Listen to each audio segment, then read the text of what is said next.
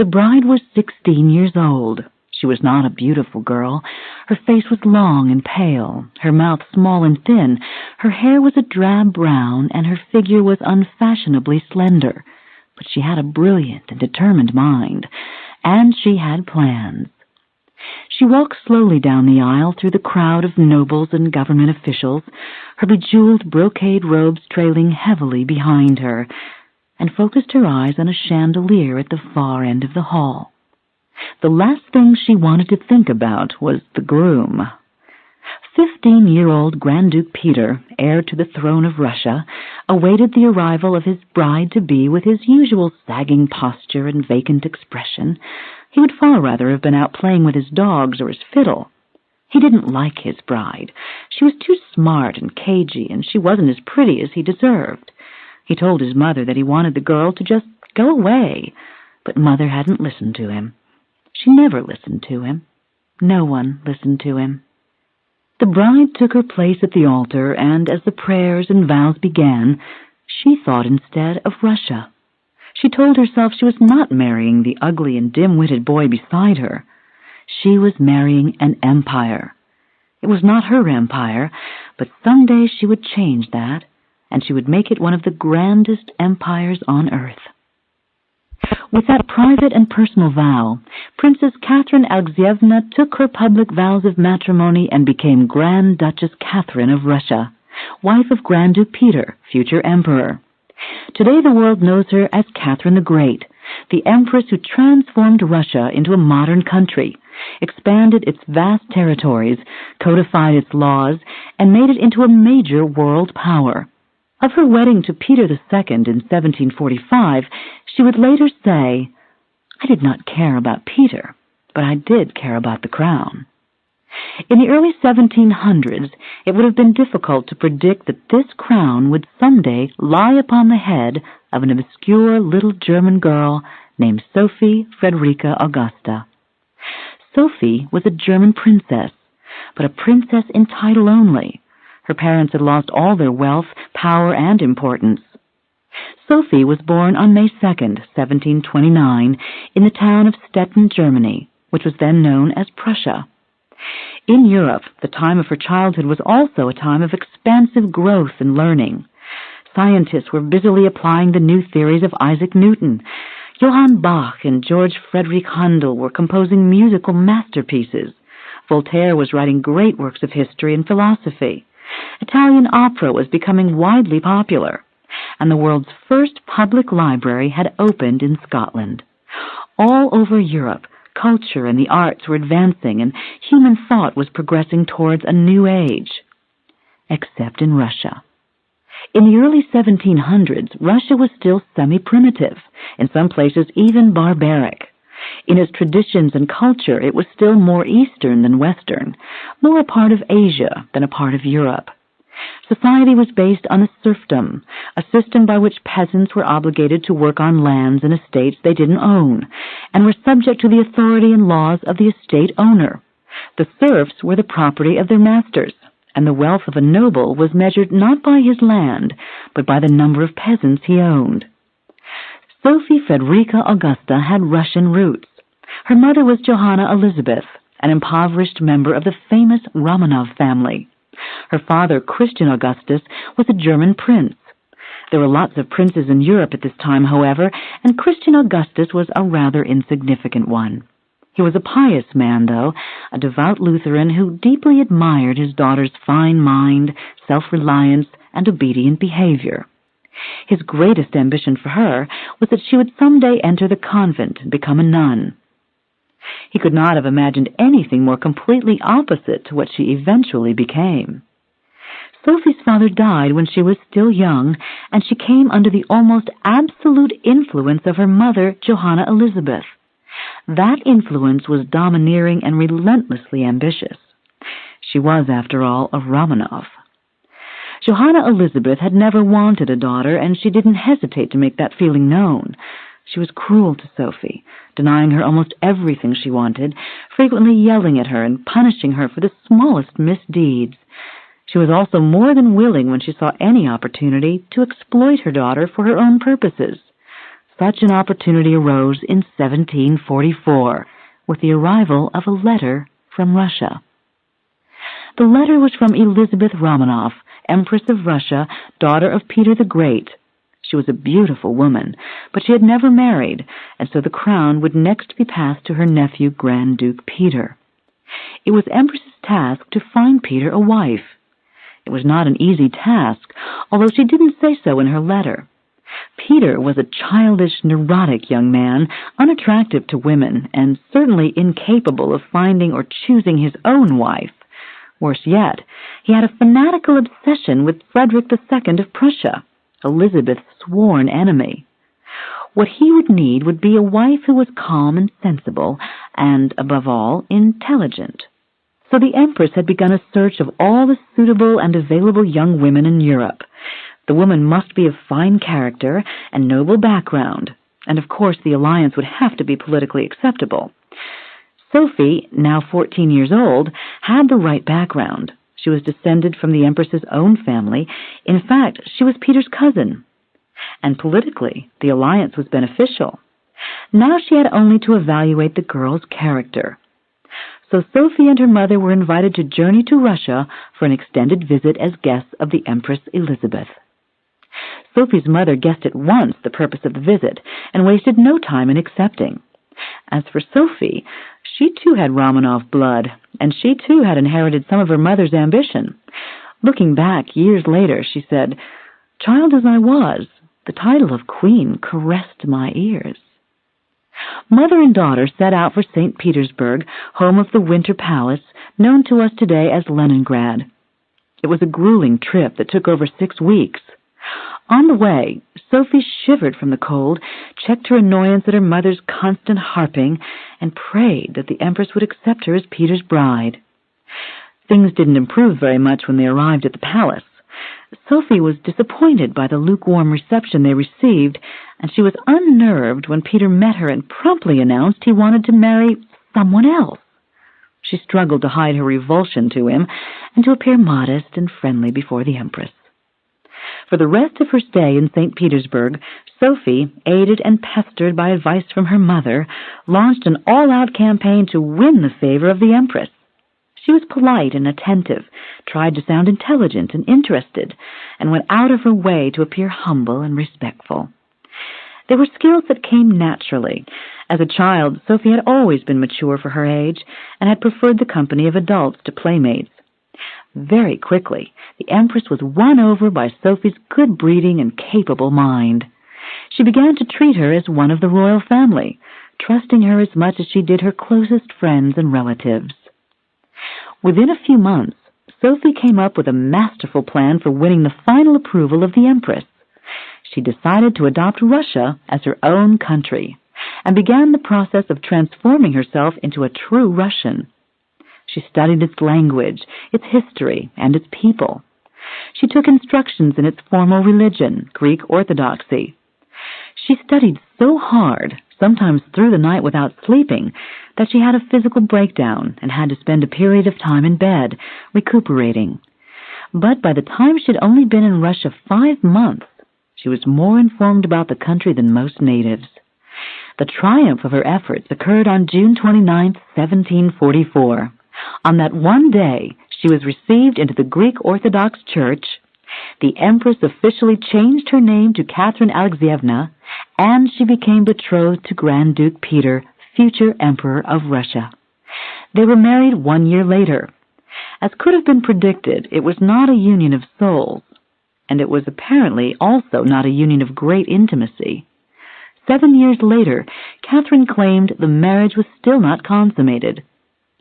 Early on in her marriage, Catherine began to take lovers, a hobby that would persist throughout her life. Generally, these lovers came and went quickly as they ceased to be useful to her. Some were even banished afterwards. Many of these lovers were used for political purposes, others just for pleasure. One of her lovers once referred to her men as kept girls. Men were often genuinely attracted to Catherine because she was intelligent, charming, and reportedly very passionate. But it was also known at court that her lovers were her pawns, and a liaison with the Grand Duchess had its dangers. Grand Duke Peter abhorred his wife in what he viewed most rightly as her quest for power. He lived his own life completely separate from hers, although he took special pleasure in humiliating and insulting her in public. Peter took his own lovers, mostly from the servants, but his favorite pastimes were the ones he'd had from childhood, playing cards, training his pet dogs and monkeys, practicing the violin, and playing with his tin soldiers, of which he had a collection of several thousand. He also became a heavy drinker. Catherine, meanwhile, was spending her time becoming an expert in Russian politics and government.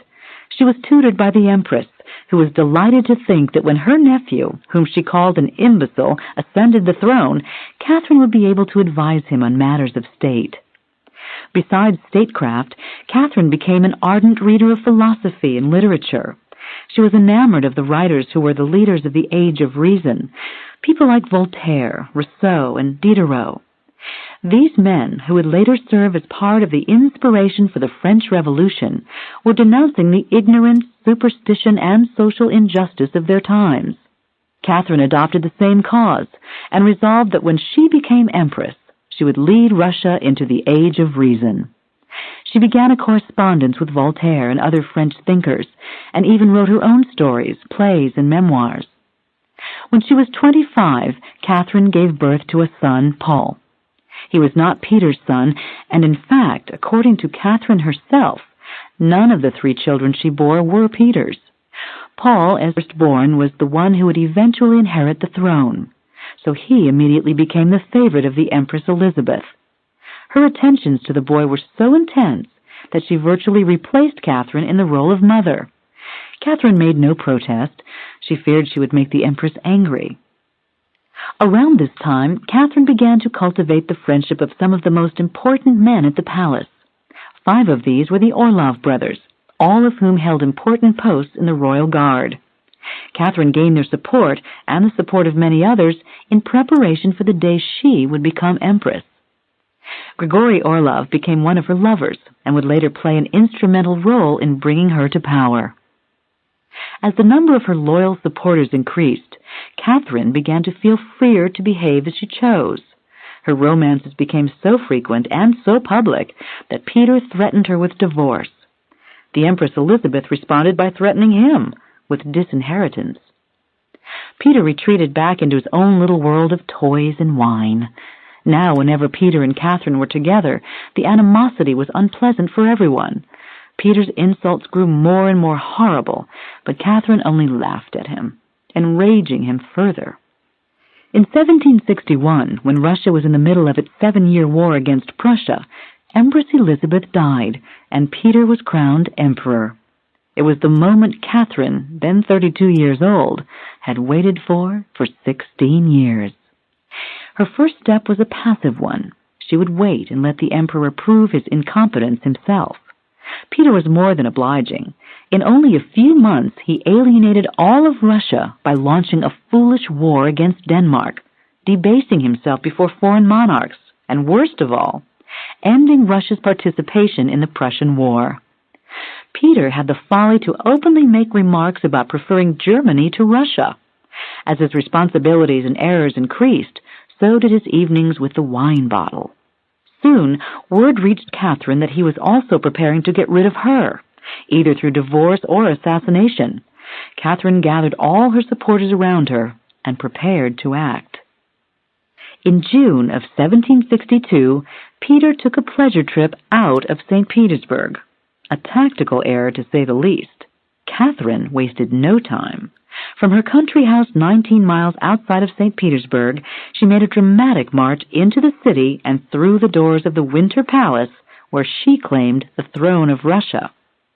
Grigory Orlov, her lover, had organized support for the march. Backing her were the Royal Guard, the Greek Orthodox Church, and the Russian nobility. Another Orlov, Grigory's brother Alexei, convinced the officers of the army to join the coup. When Catherine appeared on the balcony of the palace to greet her new subjects, the cheers could be heard throughout the city.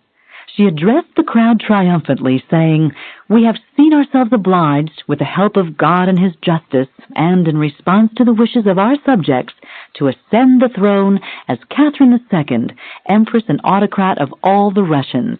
In turn, our faithful subjects have taken the solemn oath of allegiance to us." The following day, a very surprised Peter was tracked down and put in prison in another palace outside the city. There he was made to abdicate the throne to his wife, the empress, which he did with some petulance and also some fear. The fear was justified. Only 7 days later, he was murdered by one of Catherine's most loyal supporters. His reign had lasted all of 5 months. History disagrees on whether or not Catherine plotted with the murderer, but history does not disagree on her indifferent response. She calmly announced to the public that it had pleased Almighty God to remove the late emperor by a sudden and violent malady. And that done, in all the years that followed, she never once referred to him again. 2 months later, Catherine was crowned in an elaborate ceremony in Moscow, the ancient capital of the Tsars. Catherine took her new job seriously. She continued her voracious reading to further her understanding of her adopted country. She gave careful thought to choosing her assistants, all of whom proved exceptionally competent and loyal. Her most capable officials were her Director of Foreign Affairs, her Director of the Military, and her Chief Administrator, Grigory Potemkin. Potemkin, a general and foreign advisor who would help Catherine expand Russia's territories, was her favorite and most famous lover. He was a big, husky Ukrainian with a patch on one eye who shared Catherine's love of power.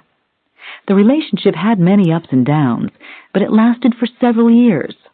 Even after the end of the affair, Catherine gave him unlimited powers, so great was her trust in him. It was never misplaced. Potemkin was devoted to her wishes and interests until the very end. The first problem Catherine faced as empress was the state treasury. It was empty. Empress Elizabeth had been known for her love of luxury and her self-indulgences, plus the war with Prussia had put Russia in debt. Catherine found a quick and simple solution. She secularized the property of the clergy. That is, she turned it over to the state. At the time, the clergy owned 1/3 of the land and serfs in Russia, so the profit was considerable. She also convened a commission of delegates who were assigned to define all the needs of the Russian people and come up with a constitution. The delegates represented every province and every social class of the country. Unfortunately, they debated for months and never came up with anything concrete. The Russians had nicknamed their new empress Little Mother of Russia, and Catherine set out to live up to the name. Still inflamed by the ideas of Voltaire and the ideals of the Age of Reason, she was determined to be a model ruler. She promised Russians she would abolish serfdom, that all her subjects would be equal, and would have a voice in government. Overnight, she became one of the most admired rulers in the world. Philosophers in Europe called her the Star of the North, and the peasants spoke of her as if she were a saint. Within only a few years, Catherine had written new charters that outlined reforms in almost every area of Russian life. The most controversial was a charter that planned for the gradual elimination of serfdom, as she'd promised. The peasants, of course, loved it. The Russian nobility, of course, hated it. It was the first test of Catherine's conviction. To the idealist, she failed. To the pragmatist, she passed. What she did was give in to the nobles, who she feared would otherwise turn against her and maneuver her off the throne. Catherine kept her power, but she lost the love of the peasants. For some years after, Catherine continued to make promises that someday she would bring an end to the injustices in Russian society, and for some years the people listened. Eventually, they'd had enough of words. In 1773, led by a zealous Cossack named Pugachev, who claimed to be the spirit of Catherine's dead husband, Peter, the peasants revolted. It was the greatest uprising in Russian history prior to the Revolution of 1917. The peasants marched against their masters, shouting, "We are free! Death to Catherine!" The rebellion spread quickly through many provinces. Several landowners were killed, and many estates burned to the ground. Finally, Pugachev organized his followers for a march on Moscow. Catherine was enraged and sent out her troops. The peasants were no match for the well-trained and well-armed Russian troops. The rebellion was crushed, and several of its leaders, including Pugachev, were beheaded. Then, in the belief it would prevent future revolts, Catherine punished the peasants by giving the landowners even more rights. In spite of her strong response to the rebellion, it had alerted Catherine to the need for reform. She reorganized local administrations to involve the people, brought the Cossacks into the regular army, and put the serfs under the administration of the state, where their rights could be protected. She established the Free Economic Society, aimed at advancing agriculture and industry. And she relaxed censorship laws and permitted private printing presses, which were hitherto banned. Even after the revolt of 1773, Catherine still spoke of eventually abolishing serfdom. But she changed her mind once and for all in the year 1789, when a certain event in Europe suddenly filled her with terror. The event was the French Revolution, one of the bloodiest revolutions in history. The French peasants executed hundreds of the nobility, without trial and without mercy. In what's come to be known as the Reign of Terror, they hunted down and persecuted anyone even casually accused as an enemy of the people. In a panic that the same thing might happen in Russia, Catherine clamped down on her own people, exiling to Siberia Russians who spoke of the same ideals of freedom and equality she had once herself spoken of. She even initiated serfdom in the Ukraine, where the peasants had previously been free. The former friend of the Enlightenment and the Age of Reason had no intention of risking her royal status. She said simply, "I am an aristocrat. It is my profession." 2 years after the French Revolution, when Catherine was 62 years old, she suffered a devastating personal loss when Grigory Potemkin was killed in a military campaign. Her affair with Potemkin was as close to love and as close to a real marriage as Catherine the Great ever got. When he died, she was overcome with grief. Of the many lovers she had, only Potemkin and Grigory Orlov ever influenced her policies, for they were the only two whose minds she respected as much as her own. In later years, Catherine became lazy and easily frustrated. She appeared to have become bored with the life she had fought so hard to attain and protect. She developed a new habit of chewing snuff, and even though old, white-haired, and fat, she still managed to pursue her old habit, lovers. When she was in her mid-60s, Catherine took up with Platon Zubov, a man in his 20s. Her demeanor in this affair was very different from her other affairs. This time she was doting, subservient, and fearful of rejection. The affair lasted several years. The darkest cloud hovering over Catherine's last years was her despair over having produced no promising successor. Her only son, old enough to take over her duties, was her firstborn Paul, and he was a disappointment. Paul offered no company for the aging empress. Over the years he had grown bitter towards his mother, probably because of the domineering and critical role she played in his life. Catherine considered him weak and imbalanced, like his father. She much preferred her grandson Alexander, but could see no way to assure his succession. When Catherine died of a stroke in 1796, at the age of 67, her son didn't even mourn. On Catherine's passing, Paul took the throne as Emperor Paul I of Russia. He was a cruel and unpopular leader, and was assassinated only 5 years later. Catherine the Great was an energetic and tireless leader who had a profound and lasting effect on her country. She was a woman conflicted by her own desire for complete power and a sincere concern for the welfare of her people. When forced to make a choice between the two, she always protected her power first. Yet, in spite of her tyrannical and often merciless leadership, she made enormous reforms in Russia. Although Catherine never freed the serfs as promised, she made sure their housing and working conditions were improved. She made it mandatory that they be paid and not treated as slaves. She established free schools and hospitals throughout Russia and launched a program of vaccination against smallpox. She promoted and tried to facilitate the education of women. She standardized the currency, cleaned up the tax system, took the first census of Russia, and codified its laws so they no longer varied from province to province. Among her new laws were ones that banned cruel, inhumane punishment, that promoted religious tolerance, and that proclaimed all people equal before the law and guaranteed the right to a lawyer and a trial. Frustrated by the incompetence of Russia's lawyers, judges, and governors, she started training programs for them, some of which she taught herself. Catherine also built new roads, canals, towns, and cities. She started so many cities, and so many of them never got built, that this passion eventually became a source of much amusement to her people and to visitors from Europe. One of those visitors, the Emperor of Austria, was asked to help lay the foundation stones for Catherine's latest city. She would lay the first stone, he would lay the second. Later he commented, "I have finished in a single day a most important business with the Empress of Russia. She has laid the first stone of a city, and I have laid the last." The Emperor was right. This city, too, was never built. But many others were, almost 100, including the seaport city of Odessa.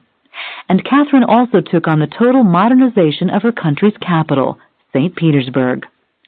First, she commissioned the leading architect of Italy to remodel and expand the Winter Palace, which is now one of the most majestic palaces in the world.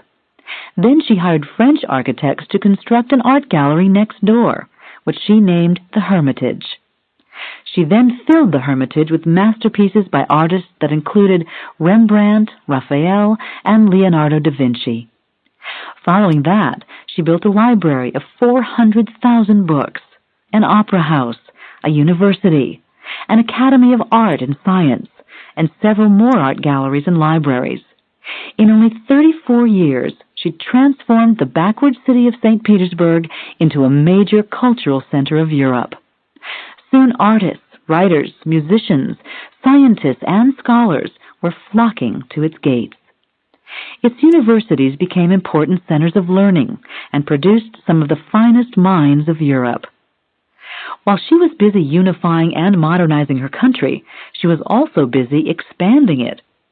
She accomplished this in the usual imperialist style by launching wars on smaller, weaker nations.